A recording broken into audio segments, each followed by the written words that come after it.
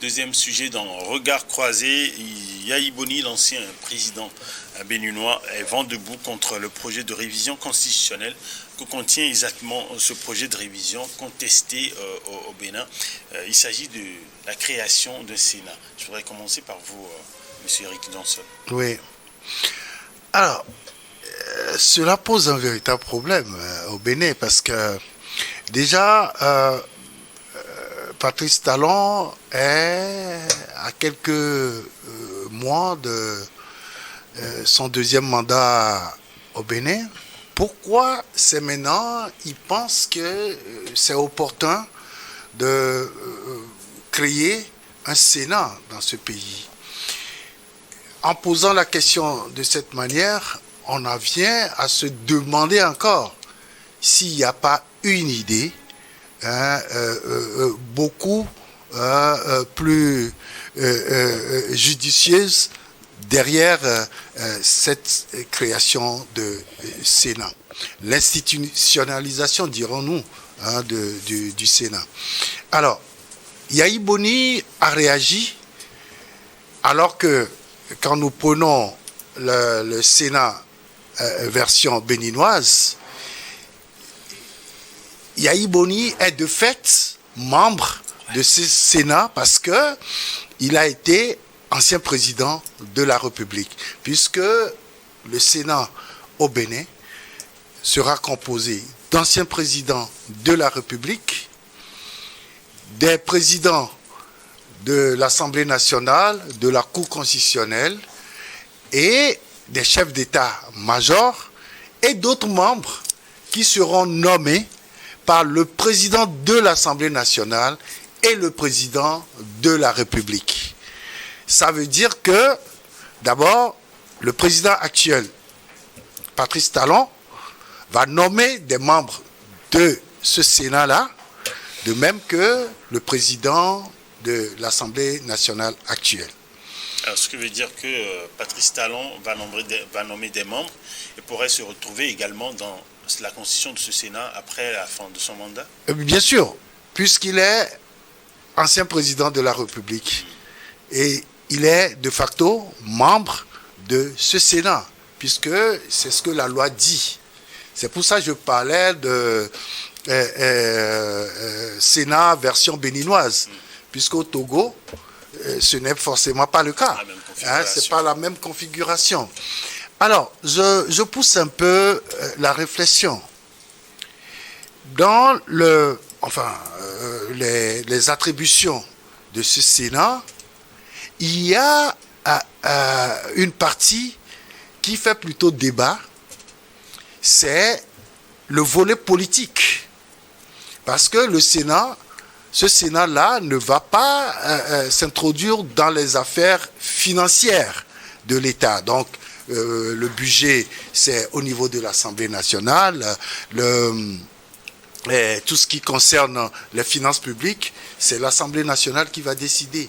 Mais il y a un volet politique qui dit quand même que le Sénat, je vais tricher un peu pour dire que le Sénat va plutôt, excusez-moi, je me perds un peu dans mes notes, que en ce qui concerne le volet politique, voilà, il est dit qu'en matière législative, le Sénat délibère a priori sur tout projet ou proposition de loi à caractère politique, notamment en ce qui concerne l'organisation du pouvoir d'État. Alors, ça veut dire que lorsqu'il y aura une proposition de révision de la Constitution, ce Sénat va se prononcer dessus. Or, quand on voit à peu près la composition de ce Sénat-là, ça veut dire que si c'est le camp présidentiel qui propose cette révision constitutionnelle, alors cela devrait passer très rapidement du moment où les membres de ce Sénat-là, anciens présidents de la Cour constitutionnelle, de l'Assemblée nationale, du président de la République, les chefs d'état-major, les membres nommés par le président de la République, les membres nommés par le président de l'Assemblée nationale, qui est, en fait, du parti du président actuel. Ça veut dire qu'ils auront certainement la majorité absolue pour faire passer cette révision constitutionnelle que craignent aujourd'hui tous les hommes politiques de l'opposition. En ce sens qu'on est en train de dire déjà que le président Talon veut modifier la Constitution pour rester au pouvoir. Alors, je vais revenir à vous. Je voudrais donner la parole à Louis. Louis, pourquoi Yayi Boni est-il aussi virulent par rapport à cette réforme? C'est vrai que Eric Johnson vient un peu planter le décor. Oui, il est violent juste parce que d'abord il y a un antécédent entre lui et le président actuel. Les démocrates ne participeront pas aux prochaines élections présidentielles au Bénin, donc ça c'est l'antécédent. Mais aussi la réforme en soi, quand vous voyez, ça porte pour les contenteurs du président Talon, c'est quelqu'un justement qui veut s'éterniser au pouvoir, comme Eric vient de chuter. Mais je pense que quand vous lisez bien en fait ce qui se fait, quand vous lisez bien les propositions de loi et tout, avec ce projet-là qui instaure la création d'un Sénat, ce n'est pas ça en fait l'idée du président, mais c'est plutôt un président qui veut aujourd'hui consolider la continuité républicaine et l'exercice au service de la nation. C'est-à-dire que c'est un président qui veut mettre les garde-fous pendant tout ce temps-là. Parce que vous avez vu, aujourd'hui tout le monde est d'accord que le président Patrice Talon est venu redresser le Bénin sur tout le plan. L'économie béninoise aujourd'hui elle est florissante. Sur le plan touristique, le Bénin devient aujourd'hui un pays une destination en termes touristiques et tout. Donc ça dit que tout le monde en parle. Et là, c'est un travail de longue haleine qui a été fait. Oui, c'est un travail de longue haleine qui a été fait. Donc maintenant, c'est quelqu'un qui, à la fin de son mandat, il est en train de partir. Et il veut justement mettre les garde-fous pour que ces acquis-là soient maintenus. Donc c'est un président qui est patriote, mais qui se met dans la peau d'un protecteur. C'est un président protecteur. Il est protectionniste en fait, Patrice Talon. Donc ça se sent déjà avec le choix d'un dauphin, c'est-à-dire que quelqu'un qui peut justement consolider ces acquis-là, quelqu'un qui peut justement essayer de continuer par marcher sur ses pas. Donc c'est quelqu'un qui veut aujourd'hui poser les bases pour que même le plus patriote ou bien le mauvais citoyen, quand il arrive, pour qu'il se heurte à un mur administratif, à un mur juridique, en termes de violation des principes démocratiques. Donc c'est en cela qu'il y a ce Sénat-là. Le Sénat en soi, on dit que c'est une institution au sein de laquelle vont se retrouver les anciens présidents. C'est-à-dire que tous ces gloires-là, qui à un moment donné ont pu donner quelque chose au Bénin. Donc ça dit que ce serait l'élite dirigeante qui mettra à profit son expérience, l'élite dirigeante qui justement qui ne va rassembler que des sages de la République. C'est de ça qu'il est question. Donc, ce n'est pas une question d'appartenance politique ou bien de mouvance présidentielle. C'est une question d'intérêt national, d'intérêt général, en fait, du Bénin qui va être débattu tout au long, dans ce Sénat-là.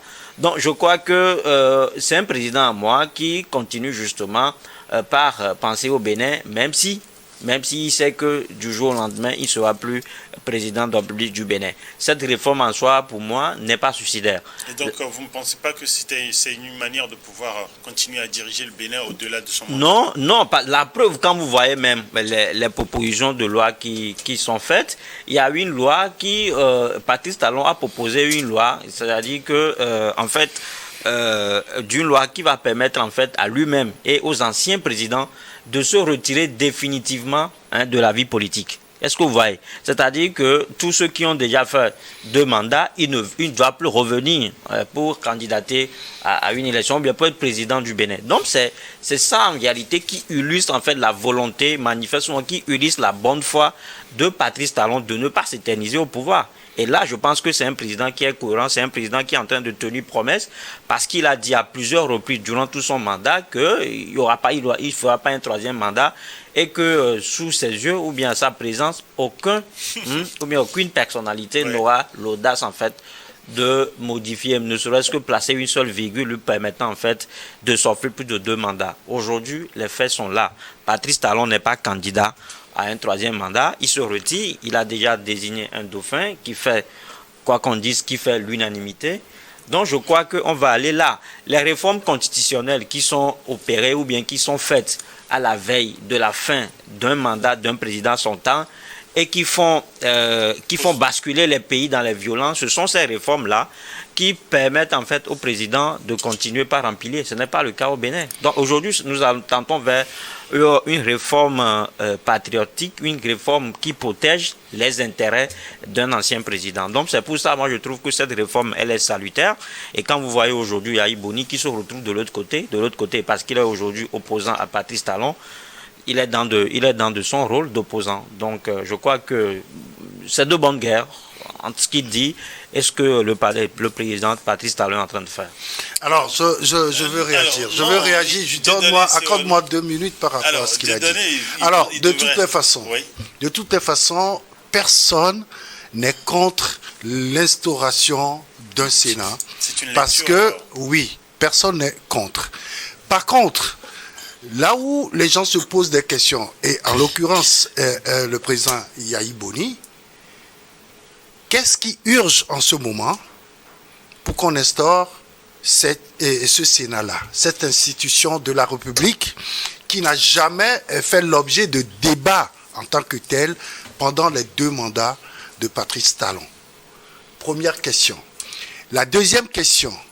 Alors, lorsque vous prenez ce Sénat, c'est dire que lorsqu'il y a des questions politiques, en première lecture, on dit que ce Sénat-là, et que l'Assemblée nationale peut rejeter même les propositions du président de la République, mais il y aura une deuxième lecture par le Sénat. C'est là où tout le monde se focalise sur la question. C'est ce qui se fait un peu partout dans le monde. C'est ça en fait le rôle du Sénat. Oui. Le Sénat vient en appui à ce que fait l'Assemblée nationale. Parce que je disais tout à l'heure que c'est une institution qui ne rassemblera que des sides de la République. Non, vous allez finir. L'urgence pour moi. Non, vous allez finir de toute façon. L'urgence pour moi, c'est qu'il faut justement mettre les garde-fous pour consolider un acquis. C'est de ça qu'il est question. Lorsque le truc vient en deuxième lecture au Sénat, c'est qu'elle est définitive. C'est là où les gens craignent en se disant, si le président de la République est de la majorité, si le président de l'Assemblée nationale est de la majorité, les gens se disent, est-ce que lorsqu'il y a comme ça a été fait, 2 députés qui proposent cette révision constitutionnelle-là, lorsque cette révision-là sera proposée et que l'Assemblée va la rejeter parce que Yahi Boni, dans sa déclaration, a demandé à cette députée, les députés de l'opposition, les démocrates là, d'user de leur poids politique pour... ils ont un blocage, comment vous appelez ça? Ils ont quand même un nombre de députés pour faire blocage de l'acceptation de cette révision par l'Assemblée nationale. Et de minorité de blocage. Ils ont une minorité de blocage. Et donc, quand cela va se faire, ça veut dire que le Sénat peut reprendre et le Sénat peut faire passer la révision constitutionnelle. C'est tout ce qu'ils craignent. Et donc, c'est juste une analyse. Nous ne disons pas que Yahi Boni et Patrice Talon ne fait pas bien, que Patrice Talon ne veut pas mettre des garde-fous. Attention, nous sommes en démocratie. Et je prends le cas de ce qui s'est passé en RDC. On a levé l'immunité parlementaire de Joseph Kabila pour le juger. Attention. ce n'est pas en mettant autour de soi toutes les lois de la République pour dire on se protège que ça va se passer ainsi. Nous sommes en démocratie. Et donc vous pensez que cela... Bon, je vais revenir avec vous oui, tout à l'heure. Je vous donne enfin la parole pour réagir par rapport à la contestation de Yahi Boni vis-à-vis de la réforme constitutionnelle au Bénin. Donc on aurait pu laisser le débat à Eric et à lui et puis on a vu compte aussi. Non mais écoutez, aujourd'hui, qui est-ce qui est gêné par l'installation d'un Sénat au Bénin? Les Béninois sont-ils dérangés dans leur majeure partie? Ou alors c'est des politiques qui font des calculs? Aujourd'hui, tout est question de calcul politique. Et nous sommes en train de faire que des spéculations sur ce qui serait caché derrière une éventuelle mise en place d'un Sénat et une éventuelle volonté de modification de constitution. Mais ce dont je suis sûr, c'est que les Béninois seront unanimes d'accepter, et d'ailleurs, comme j'écoutais l'avis d'un ancien président dans un documentaire félicitant le président Patrice Talon sur les actions qu'il a menées pendant ces 12 années de gouvernance. Alors je me dis, les Béninois également, dans leur majeure partie, sauraient apprécier aujourd'hui le bilan de Patrice Talon et ne seraient pas en train de voir des manigances de Patrice Talon de s'éterniser au pouvoir, même le faisant. Je ne trouve pas que les Béninois, dans leur majeure partie, rejetteraient cette volonté ou alors cette manière de faire même. Heureusement que le monsieur est un gentleman, comme on le dit, et voulait faire le jeu selon les normes de votre démocratie. Il a accepté partir en proposant quelqu'un qui doit venir le remplacer. On n'est pas en train de discuter aujourd'hui d'une volonté de Patrice Talon de réviser la Constitution pour se présenter pour un troisième mandat. Attention, c'est de ça dont il est question. Mais on parle plutôt de la mise en place éventuelle d'un Sénat qui doit rassembler des sages. C'est en cela qu'on parle de sages qui se retrouvent pour décider de la vie d'une nation. Les sages qui se retrouvent là, c'est des gens qui ont déjà eu à faire la vie du pays, des anciens présidents, dont le président Yahi Boni, que j'admire très bien pour son accessibilité, sa facilité de comprendre les populations, qu'aujourd'hui, Yahi Boni trouve que c'est un piège pour Patrice Talon, ou alors c'est un piège que Patrice Talon était en train de tendre en voulant mettre en place un Sénat.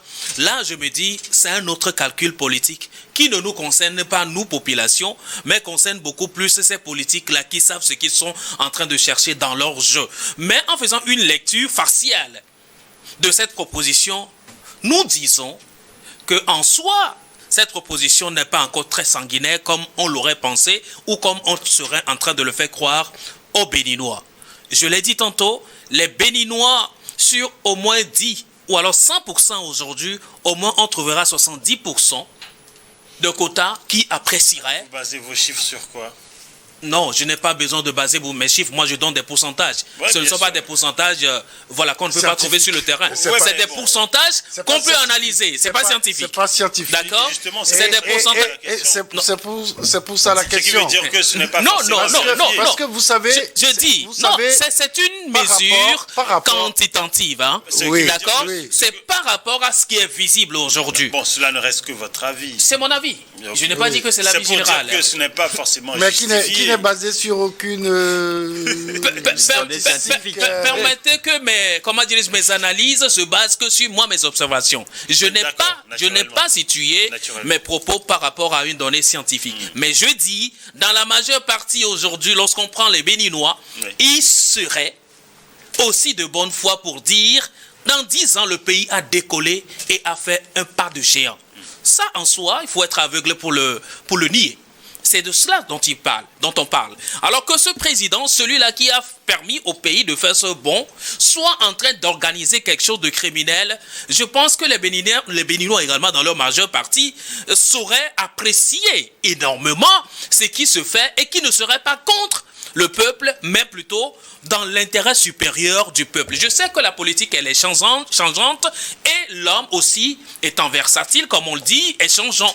Tout peut se passer, mais pour l'heure, ce que nous sommes en train de lire, c'est que le président Patrice Talon, avec son projet d'installation du Sénat, en soi, ne pourra pas écorcher l'image encore du Bénin qui est aujourd'hui apprécié dans la sous-région.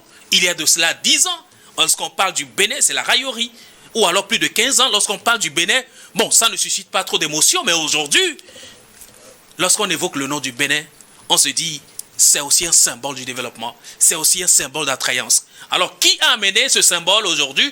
Par qui cela a été une concrétisation assez notoire? C'est Patrice Talon. Maintenant que l'UL énonce avec tout son charisme de démocrate la création d'un centre, permettez que je parle d'un centre, alors d'une classe qui doit décider encore de la continuité positive du pays. En soi, cela ne devrait pas poser de sérieux problèmes comme on est en train de le constater. Aujourd'hui, il est beaucoup plus question pour les démocrates de lutter ou alors de retrouver des voies et moyens pour participer à cette grande élection présidentielle. Où est-ce qu'on en est avec les démocrates? Est-ce que le vin est déjà tiré? Et il faut parler du Sénat. Voilà un peu. De toutes les façons, dans ces analyses, on se ferait bien sûr taper sur les doigts, mais il y a lieu quand même qu'on soit en face de la réalité et sortir ce que tout le monde ne peut pas voir forcément. Alors, on va faire un dernier tour de table, dernière réaction sur le sujet. Je ne sais pas si vous avez lu un peu la proposition de test de cette révision constitutionnelle. On dit dans ce test-là que après l'élection du président de la République, c'est-à-dire quand cette nouvelle constitution sera votée, il faut une trêve de 4 ans pour tous les partis politiques à caractère compétitif, etc. Est-ce que vous comprenez cela? Nous sommes en démocratie. Vous venez de dire que Patrice Talon est le champion de la démocratie. Mais en même temps, dans cette révision... Je n'ai pas dit ça. Patrice Talon est vu aujourd'hui comme un champion du développement au Bénin. Je n'ai pas parlé de champion de la démocratie. Je précise bien. Très bien. Lorsqu'on milite dans le sens du développement pour un pays, je me dis aussi que la notion de la démocratie passe aussi par là. Oui. C'est la gouvernance du peuple par le peuple. Oui. On ne va pas se lancer dans une guerre de terminologie. Non, ce n'est pas une guerre de terminologie, c'est des précisions qu'on doit porter. D'accord. Je veux bien. Oui, je veux bien tout ce que tu dis. Et je veux bien l'accepter. Mais je dis tout simplement que quand vous lisez cette révision constitutionnelle, le test qui est proposé, le test là doit susciter des réactions de tous ceux qui se disent démocrates et tous ceux qui font des analyses de la vie politique au Bénin. C'est tout à fait normal. Et c'est ce que nous sommes en train de faire. C'est tout à fait normal. Et présenter le président Patrice Talon comme, enfin, je ne veux plus dire champion de tout, mais enfin, de toutes les façons, le Messi. Tout ce qui... ça vient de vous, ça vient de vous encore. Je pense que c'est ne pas chercher à comprendre la profondeur de ce test-là qui est proposé.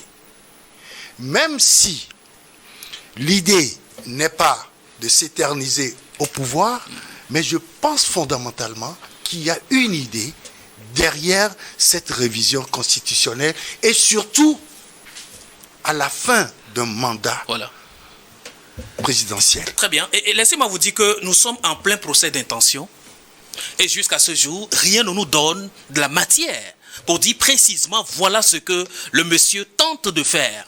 Ce sont des lectures, des interprétations, des positions et des actions que nous sommes en train de faire. Alors permettez également que nous faisions nous aussi cette lecture. Le sujet qui a été proposé nous parle de la réaction d'un ancien président. Tout à fait, tout à fait. A fortiori, le président Yahya Iboni. Quelqu'un qui a exercé comme président de la République. Et qui devra se retrouver dans ce Sénat. Et qui est aujourd'hui le patron de l'opposition au Bénin. Donc c'est ça le test qui nous a été proposé et c'est autour de ça que nous discutons. Et nous nous trouvons qu'en soi le problème ne devrait pas se poser. Essentiellement aujourd'hui, tout ce qui devra concourir pour le bien-être du Bénin devra faire l'unanimité au Bénin. Mais les tiraillements politiques, des fois, déplacent le terrain de la véritable discussion du développement du pays. Alors, mais aujourd'hui, c'est par là on est en train d'aller au Bénin. J'aimerais avoir une dernière réaction de votre part avant qu'on aille à la pause. Non, mais moi, comme je l'ai dit, je crois que Dr Yahi Boni fut un bon président pour le Bénin, mais sauf qu'il était limité dans ses initiatives. Le Bénin a eu la chance de connaître après lui quelqu'un comme Patrice Talon, qui est innovateur, qui est ingénieux dans tout ce qui entreprend. Donc je crois qu'avec ce projet de loi-là, c'est un nouveau statut particulier qu'on est en train de conférer aux anciens présidents béninois. Donc je pense que c'est des gens qui vont mettre leurs expériences au service de la nation pour toujours, je l'ai dit tout à l'heure. Donc je crois que il n'est pas question aujourd'hui de faire une réforme pour que cela profite à une seule personne, non.